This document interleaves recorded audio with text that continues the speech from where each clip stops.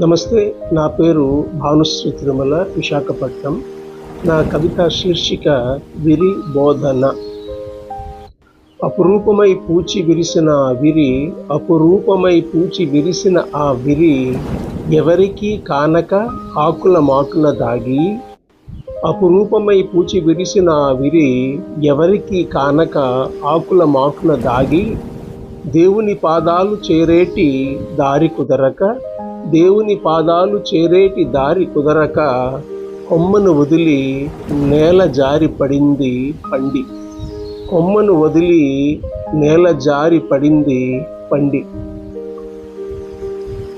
ఆ ఆఖరి క్షణాలకై తనకే బాధ లేదు, ఆ ఆఖరి క్షణాలకై తనకే బాధ లేదు. విప్పారిన వదనంతో నేలను తాకింది, విప్పారిన వదనంతో నేలను తాకింది.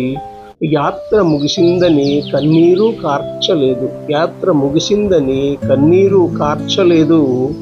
నిహారవాహకమై మట్టిని ముద్దాడింది, నిహారవాహకమై మట్టిని ముద్దాడింది. చిరుగాలులలో ఊయలలూగుతూ, చిరుగాలులలో ఊయలలూగుతూ సుగంధాలను వెదజల్లుతూ ఉన్నది.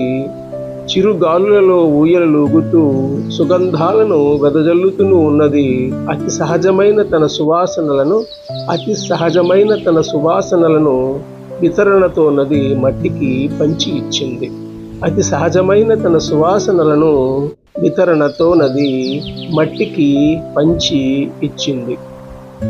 రాలిపోవడం అనివార్యమైనప్పుడు, రాలిపోవడం అనివార్యమైనప్పుడు వెరపు చెందడం ఎందుకని ప్రశ్నిస్తూ, రాలిపోవడం అనివార్యమైనప్పుడు వెరపు చెందడం ఎందుకని ప్రశ్నిస్తూ, కాలచక్రానికి తలగ్గనదేదీ లేనప్పుడు, కాలచక్రానికి తలగ్గనదేదీ లేనప్పుడు అందంగా లొంగిపోవాలని బోధిస్తోంది.